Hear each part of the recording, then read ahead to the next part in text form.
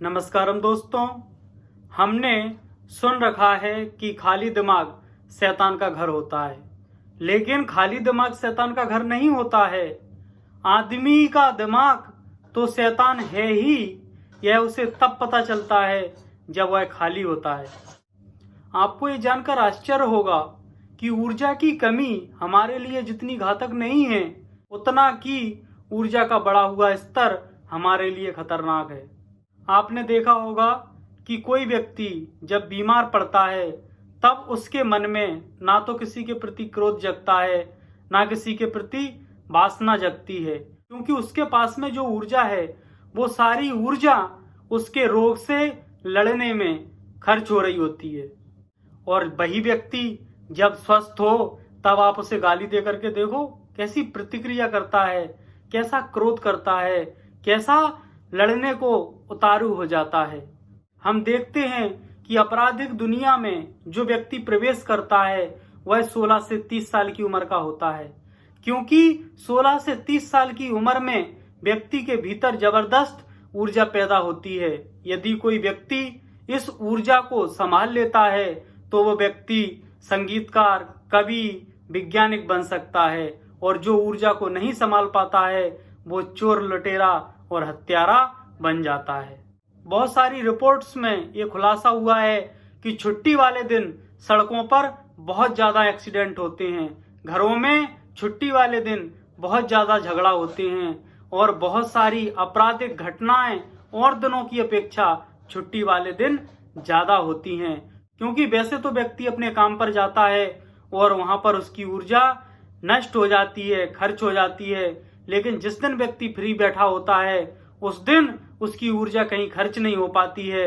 तो फिर जो ऊर्जा खर्च नहीं होती है वो एक्स्ट्रा ऊर्जा जो बचती है वो निगेटिविटी में बदल जाती है, और वो निगेटिविटी की ऊर्जा क्रोध में, हिंसा में और वासना के रूप में बाहर निकलती है, क्योंकि उसे निकलने के लिए कोई ना कोई माध्यम चाहिए। गुलाब का पौधा नेगेटिव ऊर्जा को मैनेज करना जानता है। हम देखते हैं कि गुलाब में से छोटे छोटे कांटे निकलते हैं, वो अपने भीतर से नकारात्मक ऊर्जा को बाहर फेंकता है, और वो ऊर्जा कांटों के रूप में उसके तनों पर प्रकट होती है।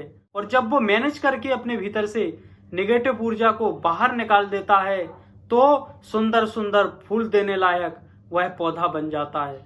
वैसे ही बतख को तैरते हुए देखा होगा, थोड़ी देर वो तैरती रहती है, उसके बाद में फिर वो अपने पंखों को फड़फड़ाती है।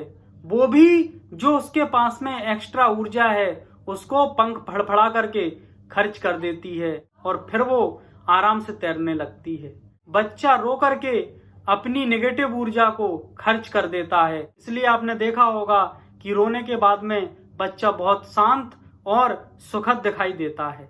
कहने का मतलब ये है कि आज का आदमी दुखी, अशांत और रोगी ऊर्जा की कमी के कारण नहीं है, वह ऊर्जा का सही से उपयोग नहीं कर पा रहा है, इस्तेमाल नहीं कर पा रहा है।